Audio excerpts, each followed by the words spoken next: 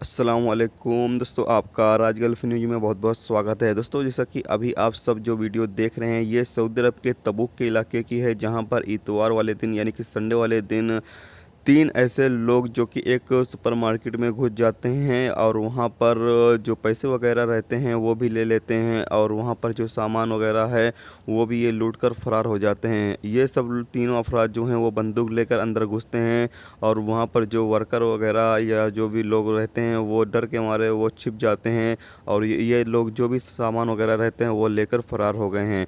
हालांकि सिक्योरिटी एहलकार यानी कि पुलिस एहलकार जो हैं वो इनके खिलाफ अभी कार्रवाई शुरू कर दी है और तहकीकात की जा रही है।